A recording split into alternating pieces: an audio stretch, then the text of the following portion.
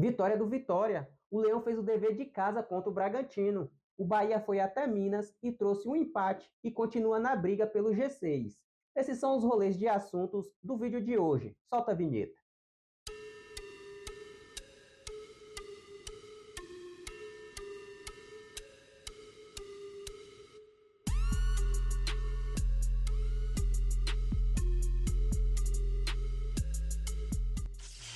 Olá a todos, eu sou Jadson Batista e sejam bem-vindos ao canal Dois Toques. Galera, eu quero pedir a vocês que fortaleçam este conteúdo com as suas inscrições, com seus likes, com seus comentários e que vocês compartilhem com seus amigos. Bora me ajudar a bater a meta de 1000 visualizações neste vídeo, beleza?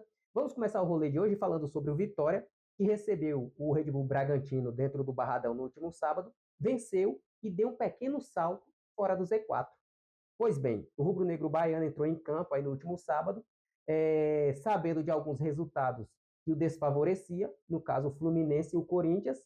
O time carioca e o time paulista jogaram na última quinta-feira, ambos venceram as suas partidas e colocaram mais pressão para cima do Vitória. O Vitória se viu obrigado a entrar em campo ali em busca de um triunfo contra a equipe de Bragança Paulista. Mas assim, não estava sozinho. O 12º jogador estava na arquibancada apoiando a equipe do Leão. A sua torcida não está abandonando a equipe em nenhum instante. Sempre está ali apoiando, vibrando e cantando.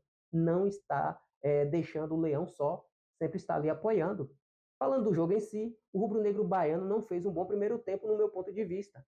A equipe não era aguda, não conseguia furar o bloqueio defensivo da equipe do Red Bull Bragantino, que era bem postada. Tinha uma linha com 5 homens na frente da zaga. E nesse primeiro período, Jean Mota, que não entrava de titular desde o jogo contra o Fortaleza, nesta partida do último sábado, entrou de titular com o Mateuzinho. E para mim, ele fez uma partida ruim, péssima. Sua performance dentro de campo na primeira etapa foi ruim demais. E não foi só eu que achei isso. O perfil Joguei no Vitória disse o seguinte, entre aspas: estamos vivendo minutos antes da masterclass do Meia Jean Mota. Depois não diga que eu não avisei. E continuou dizendo, entre aspas, 40 minutos e o nome Jean Mota sequer foi mencionado na transmissão. Segundo tempo, tem que devolver Mateuzinho para a principal zona de influência dele. Como a gente não tem nenhum ponta que pensa, sorteia alguém e vamos ver no que dá. E assim, se ele falou isso, porque realmente Jean Mota não estava bem. E no pós-jogo, na coletiva, Thiago Carpim explicou o porquê mandou de titular Jean Mota. Acompanhe o trecho.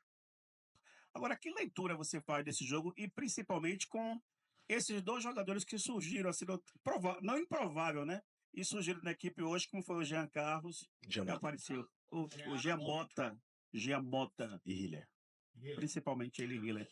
Bom, boa noite. Como eu falei, né, a gente procura estratégias e ideias em cima de cada adversário, tentando usar aquilo que nós temos de melhor. A ideia do Jean era justamente a gente tentar controlar um pouco mais o jogo, já que todos os jogos que a gente viu do Bragantino, acho que só esse ano foi a 4ª vez que eu enfrentei o Bragantino, e eles fazem uma linha de 5 antes dessa primeira linha, né, um 4-5-1, e em alguns momentos eu sinto o Mateuzinho um pouco sobrecarregado nessa criação, já que os jogadores do lado só dão profundidade e nunca vêm de fora para dentro para essa circulação de bola. A ideia do Jean Mota, que é o único meia de origem que nós temos no elenco, eram ter 2 jogadores quase que fazendo um quadrado atrás dessa segunda linha e a gente poder sustentar um pouco mais o jogo, para daí no intervalo, na parte final do jogo, a gente soltar um pouquinho mais e poder ser um pouco mais ofensivo. Já que eu vejo, pelo menos no meu ponto de vista, o Bragantino é um time de muita transição. Eu acho que é o que eles têm de melhor, jogadores de muita saúde, de muita força, muito bem treinado, e 2 jogadores na característica de Everaldo e Carlinhos desde o começo ficariam um jogo de muita trocação e pouco controle. Eu acho que em alguns momentos foi bom, mas na grande parte do jogo não tenho problema nenhum em dizer isso, mas o que me sustenta é o treino, né? Então eu acho que o treino escala e o jogo sustenta. E o Jean vem treinando muito bem, e as semanas de treino com ele fazendo essa função realmente foi muito bom, mas eu valorizo também o que ele tentou produzir, a gente sabe que não ter ritmo, tá muito tempo fora do processo, realmente é muito difícil para o atleta pegar um jogo como esse com alta rotação e conseguir performar. E a gente precisa levar também em consideração os jogos de confrontos diretos, faltando agora a contagem regressiva, sempre brigando por esse momento. Existe também um aspecto emocional que a gente precisa trabalhar e ter um pouco de cuidado com isso, tendo em vista que, na minha opinião, não foi das melhores apresentações do Vitória. Fomos competitivos, fomos efetivos, mas não foi o nosso melhor jogo coletivo. E muito se dá também pelas ausências, né? Você trocar 3 jogadores, tá certo que o Jean e o Hille foram escolhas minhas, mas Jean, Hiller e Janderson, para um time que está um pouquinho já mais ajustado, um pouco mais de entrosamento, são mudanças consideráveis, né? Mas eu não tenho medo de arriscar, de tentar, eu tenho as minhas convicções, aquilo que eu vejo no dia a dia, o que eu acredito. Foi assim no jogo do Atlético Mineiro, perdendo por 2-0, nós colocamos mais um zagueiro, e se dá errado com 3 zagueiros, você imagina o que eu ia ouvir. É a mesma coisa do Jean, eu tinha convicção que poderia funcionar, eu acho que de certa maneira funcionou para no segundo tempo a gente ser um pouco mais agressivo. E assim, Jean Mota tem potencial para ajudar o Vitória nessa reta final de competição, tem um grande potencial, mas as oportunidades que ele tem, ele não está conseguindo agarrar, não está conseguindo colocar uma pulga atrás da orelha de Thiago Carpini. Não vê o caso do Daniel Júnior, tinha um potencial, mas não conseguia é, segurar? É a mesma coisa de Jean Mota, ele tem um grande potencial para ajudar o Vitória nessa reta final. Olha, e com os resultados, o Vitória conseguiu, né, dar um salto fora do Z4 e arrastou o Corinthians de volta para a zona. Só que assim, o Leão não está tendo uma semana para respirar legal aí, sem preocupações. Porque o próximo adversário é justamente o Fluminense, que está um ponto acima do rubro-negro baiano ali. E será uma espécie aí de 6 pontos, na qual o Vitória precisa vencer de qualquer jeito, precisa vencer para se afastar ainda mais dali da beirada, precisa vencer. Só que para essa partida, o rubro-negro baiano terá uma baixa. Se trata do zagueiro Wagner Leonardo, que é o xerife da defesa. Tomou o terceiro amarelo e não atuará. Só que aí agora surge uma dúvida na cabeça do treinador, na questão de Bruno Vini e também de um zagueiro que é promessa.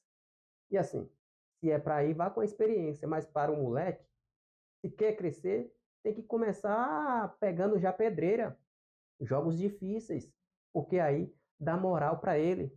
Ele consegue ser um profissional melhor. Mas se for ficar com medo, aí fica ruim para a carreira do moleque, pode até queimar a promessa em um momento tão difícil desse que o Vitória está passando. E assim, para fechar aqui o assunto sobre o Vitória, lembrando que o Oráculo acertou a previsão para esta partida, disse que o Vitória venceria a equipe do Red Bull Bragantino. Mudando o foco do rolê, vamos falar do Bahia, que foi até Minas e voltou de lá com apenas um ponto. Ponto este que o fez dormir da sexta-feira à noite para o sábado no G6. O tricolor de aço foi a Minas Gerais enfrentar a equipe do Cruzeiro, que não está bem, não está conseguindo, já tem algumas partidas sem vencer. E a expectativa do Bahia era sair de lá com os 3 pontos na bagagem. E isso não aconteceu. E assim, Rogério Ceni mandou a campo uma equipe com a escalação diferente, com um time mais leve, com a entrada de Biel e também de Gilberto. Gilberto que substituiu Santiago Arias, que foi expulso. Entretanto, o primeiro período foi primoroso só pelos lances de Everton Ribeiro, porque demais, nada, nada, não alterou o placar em nada. Terminou a primeira etapa empatada. Já na volta para o segundo tempo, Rogério Ceni fez algumas mudanças na equipe. Tirou Everaldo, que fez um péssimo primeiro tempo, Cauli, que também não vem atuando bem, então saiu. E Biel, porque retornou agora de lesão, e aí ficar os 90 minutos pode ser muito complicado. Então, só atuou na primeira etapa, mas assim, foi muito decisivo, chamou a responsabilidade, colocou ali fumaça no jogo, foi substituído. Já quem se aproveitou dessas substituições aí foi o Cruzeiro, que aos 16 minutos ali da segunda etapa marcou o primeiro gol. E aí Rogério Ceni se viu perdido. Resolveu fazer novas mudanças. Promoveu a entrada de Thiago Borducci, Ademir e Lúcio, para ver se conseguia empatar o jogo e até virar. O time mostrou outra cara, outra postura, mas não estava conseguindo empatar a partida e nem virar.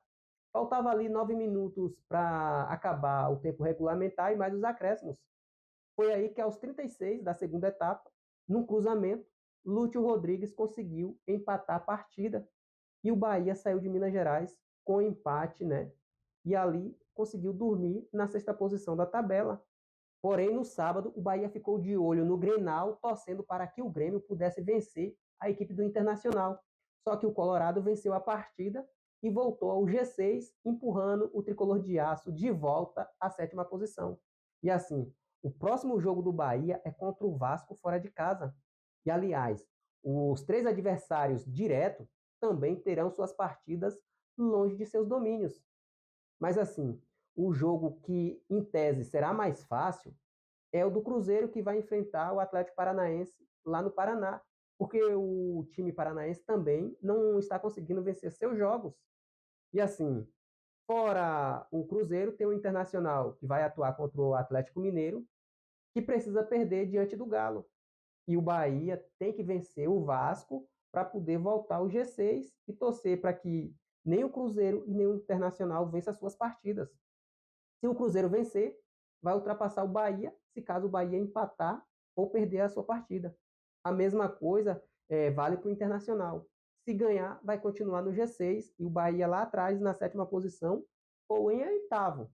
Mas assim, é torcer pelo tropeço dos rivais ali dentro da competição na próxima rodada. Tem que ficar esperto, não pode mais vacilar. E aí, torcedor, o que vocês acharam? Diz aí para mim.